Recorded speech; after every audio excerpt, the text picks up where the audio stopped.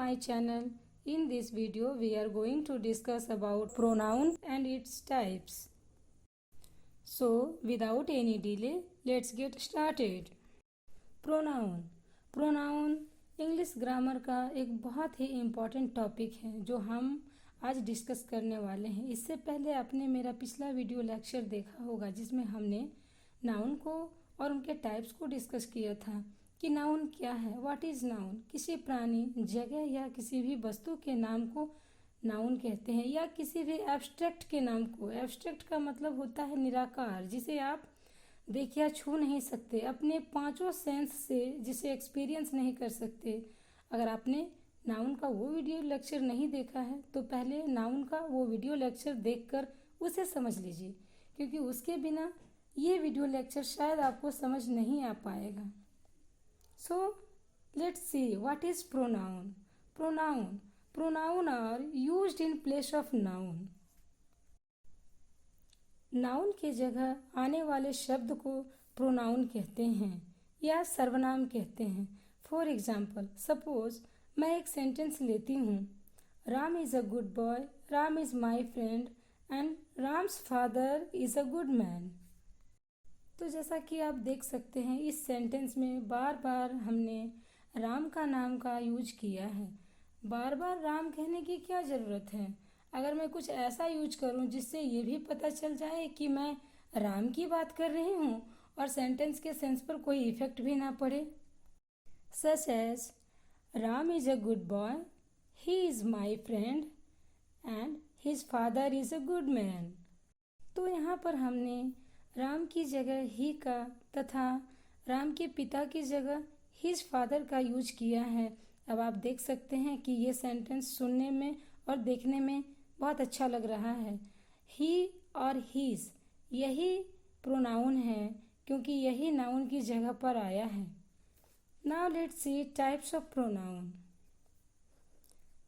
Subjective pronoun, objective pronoun, possessive pronoun, reflexive pronoun, intensive pronoun, indefinite pronoun, demonstrative pronoun, interrogative pronoun.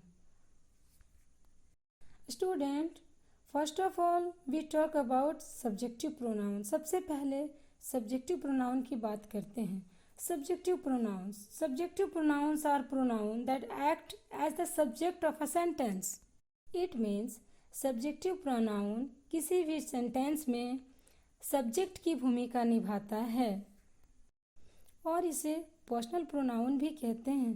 For example, he, she, I, you, we and they, ये सभी subjective pronoun हैं क्योंकि ये sentence में subject की तरह use किए जाते हैं। चलिए इसे एग्जाम्पल से समझते हैं।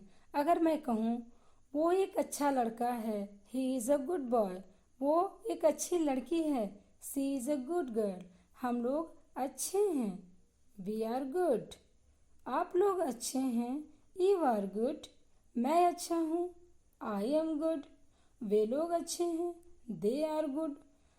तो यहाँ पर ही, she, we, you, I and they ये सारे प्रोनाउन हैं। और ये सारे कैसे प्रोनाउन हैं? तो ये सारे सब्जेक्टिव प्रोनाउन हैं। Student, now we talk about objective pronoun. Objective pronoun. Objective pronouns are pronouns that act as the object in a sentence.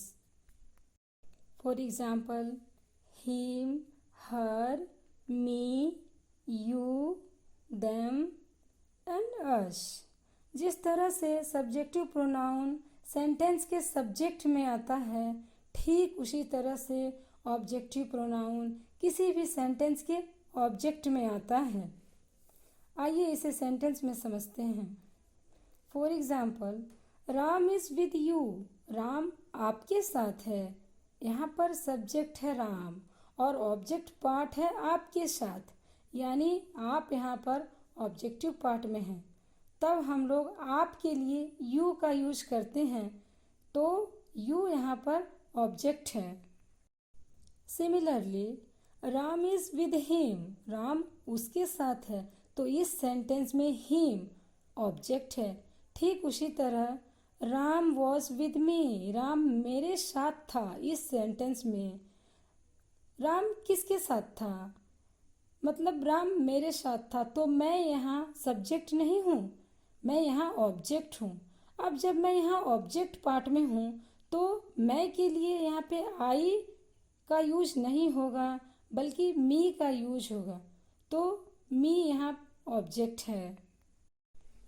Now we talk about possessive pronoun. Possessive pronoun are used to show possession. It means possessive pronoun का use अधिकार को दिखाने के लिए किया जाता है और इसे टू कैटेगरी की हेल्प से बेहतर समझ सकते हैं। First category his, her, my, your, their, our and second category is his, hers, mine, yours, their and ours. Let's see with example. This is my book, यह मेरी किताब है। इस सेंटेंस में यहाँ हम मेरी के लिए आई और मी का यूज नहीं कर सकते। यहाँ पर पॉजिटिव केस है, मेरी किताब, मेरा अधिकार है इस किताब पर, तो यहाँ हम माई का यूज करते हैं। जिस चीज़ पर अधिकार की बात हो रही है, अगर उस चीज़ के साथ वो चीज़ लग कर आती है, जैसे यहाँ मेरी के साथ किताब लग कर आई है, इसलिए हम माई बुक का यूज करेंगे। This is my book. But if I से दिस बुक इज माइन, ये किताब मेरी है, तो यहाँ पर सब्जेक्ट है ये किताब। किसके बारे में बात हो रही है? तो यहाँ पर ये किताब की, इस किताब की बात हो रही है, तो यहाँ सब्जेक्ट क्या है? ये किताब यहाँ सब्जेक्ट है। स्टूडेंट्स यहाँ ध्यान दें कि जब मेरी, मेरा, मेरे ऐसे शब्द अकेले सेंटेंस में आए तब हम उसे सेकंड कैटेगरी में रखते हैं, और जब इसके साथ कोई चीज़ लग कर आए तो उसे हम फर्स्ट कैटेगरी में रखते हैं। जैसे माई बुक में माई के साथ बुक लगकर आई है तो इसे हम फर्स्ट कैटेगरी में रखते हैं।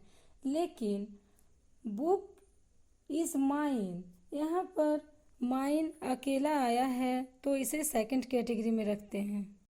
सिमिलरली अगर हम हिज की बात करें तो दिस इज हिज बुक, इस सेंटेंस में हिज के साथ बुक लग कर आई है, और जब मैं कहूँ कि ये किताब उसकी है, it means this book is his, तो यहाँ पर हिज के साथ बुक लगकर नहीं आई है, यहाँ भी हिज का ही यूज करेंगे, क्योंकि हिज को दोनों ही कैटेगरी में सेम ही यूज किया जाता है। हिज चेंज नहीं होता है, वो हिज का हिज ही रहता है। बट अदर प्रोनाउंस चेंज होते हैं, सच एज माई, माइन में बदलता है, हर, हर्ष में, योर, योर्स में, देयर, देयर्स में, आवर, आवर्स में बदल सकता है। और इन सब को सेंटेंस में पोजीशन के अकॉर्डिंग ही यूज करते हैं। Now we will talk about reflexive pronoun and intensive pronoun. Reflexive pronoun. Reflexive pronoun refers back to the subject of the sentence. For example, himself, herself, myself, yourself, yourselves, themselves, ourselves. It means reflexive pronoun में subject को ही refer किया जाता है, यानी कि subject की ही खुद की बात हो रही है इसमें। आइए एग्जाम्पल की हेल्प से इसे बेहतर समझ सकते हैं। I will do it my self, मैं ये खुद करूँगा। Ram will go himself, Ram खुद जाएगा। Sita will dance himself, Sita खुद नाचेगी। तो ध्यान दीजिए कि हमने माई सेल्फ का यूज यहाँ पे वर्ब के बाद किया है, यानी कि क्रिया के बाद किया है। बट इन एग्जाम्पल्स में ये शो किया गया है कि राम खुद जाएगा, या उसके बदले कोई और भी जा सकता है, या राम खुद भी जाएगा। मैं ये काम खुद करूँगा, चाहे मेरे बदले कोई और भी करेगा। यहाँ पे एक ऑप्शन आपको दिख सकता है, लेकिन इंटेंसिव प्रोनाउन में ऐसा नहीं है। आइए देखते हैं intensive pronoun. Intensive pronoun emphasize its antecedent noun और pronoun. It means जब ये प्रोनाउन किसी नाउन या प्रोनाउन के तुरंत बाद आता है और उसे एम्फसाइज करता है। For example, I my self will do it, मैं ये खुद ही करूँगा। ध्यान दे, खुद ही करूँगा। Ram himself will go, Ram खुद ही जाएगा। Sita her self will dance, Sita खुद ही नाचेगी। इन सेंटेंसेज में आपने देखा कि सेंटेंस को एम्फेसाइज किया जा रहा है, उस पर जोर डाला जा रहा है कि मैं खुद ही जाऊंगा, मैं खुद ही करूंगा, मेरे अलावा कोई और नहीं जाएगा। इसमें खुद को ही एम्फेसाइज किया जा रहा है। एक तरह का इसमें प्रेशर दिया जा रहा है, जोर दिया जा रहा है। और एक बात ध्यान दें कि यहाँ पर हिमसेल्फ और हरसेल्फ का यूज नाउन के जस्ट बाद ही हुआ है, तुरंत बाद ही नाउन का यूज किया गया है। Next, indefinite pronoun. Indefinite pronoun refer to an indefinite और जनरल पर्सन और thing. It means indefinite pronoun में किसी सामान्य व्यक्ति या चीज को रेफर किया जाता है। इसमें किसी भी पर्टिकुलर और स्पेसिफिक थिंग और पर्सन को रेफर नहीं किया जाता है। Let's see with examples. Some boys are good, कुछ लड़के अच्छे हैं। ऑल बॉयज आर रेडी, सभी लड़के तैयार हैं। मेनी बॉयज हैव केम, बहुत लड़के आए हैं। नोबडी केम हियर, यहाँ कोई नहीं आया। Somebody has stolen my watch, किसी ने मेरी घड़ी चुराई। ये सारे इंडेफिनाइट प्रोनाउन के एग्जाम्पल्स हैं और इन सारे सेंटेंसेज में किसी भी पर्टिकुलर पर्सन की पहचान नहीं हो पा रही है। ये सारे जनरल चीज़ों की पहचान है, जनरल की बात यहाँ पर हो रही है। तो some, all, many, nobody, somebody, ये सारे सामान्य शब्द हैं और ये इंडेफिनाइट प्रोनाउन के एग्जाम्पल्स हैं।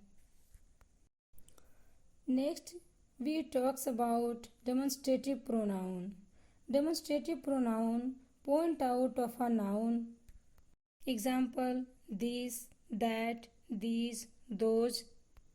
It means demonstrative pronoun always noun को पॉइंट करता है।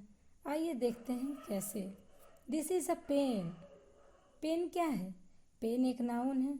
That is my friend, friend क्या है? फ्रेंड एक कॉमन नाउन है, तो हमने उसे पॉइंट किया है, उस नाउन को पॉइंट किया है। दीज आर पीपल, ये लोग हैं, तो पीपल यहाँ कलेक्टिव नाउन है। दोज आर एप्पल्स, तो एप्पल यहाँ नाउन है। तो जब इन प्रोनाउन का यूज सब्जेक्ट में होता है तो ये सभी डेमोन्स्ट्रेटिव प्रोनाउन की कैटेगरी में आते हैं। तो जब भी सेंटेंस में अगर आपके सामने ये सारे वर्ड आ जाएं, दिस, दैट, दीज और दोज, तो आप समझ लें कि ये डेमोन्स्ट्रेटिव प्रोनाउन है। Now we will talk about interrogative pronoun. An interrogative pronoun is used to ask a question, the answer if which is definitely to be a noun or pronoun. For example, what, which, who, whom and whose. It means in pronoun का use question पूछने के लिए किया जाता है, जिसका answer हमेशा ही या तो एक नाउन होगा या एक प्रोनाउन होगा। आइए देखते हैं। What is your name? माना हमने आपसे पूछा आपका नाम क्या है, तो आप अपना नाम बताएंगे, तो आपका जो भी नाम होगा वो एक नाउन होगा, क्योंकि किसी भी व्यक्ति का नाम एक नाउन ही तो है। नेक्स्ट एग्जाम्पल, सपोज कि मेरे पास 4 पेन हैं और हमने आपसे पूछा विच इज़ योर पेन, तो आप क्या आंसर देंगे? दिस और दैट। तो ये जो आपने आंसर दिया ये प्रोनाउन ही तो है। देखा आपने, व्हाट वाले क्वेश्चन में आपका आंसर एक नाउन था और विच वाले क्वेश्चन में आपका आंसर एक प्रोनाउन है। चलिए अगला एग्जाम्पल देखते हैं। Who are you? तो आपने अपना नाम बताया, माय नेम इज राम, तो राम यहाँ नाउन है। सपोज किसी ने आपसे पूछा whom do you love? आप किसे लव करते हैं? तो माना आपने एक नाम लिया शिया, तो शिया एक नाउन है। ठीक इसी प्रकार अगर आपसे कोई पूछे whose pen is this? यह कलम किसका है? तो आपका आंसर होगा राम का। तो राम भी यहाँ एक नाम है और दुनिया का सारे नाम नाउन हैं। तो इसी प्रकार से आप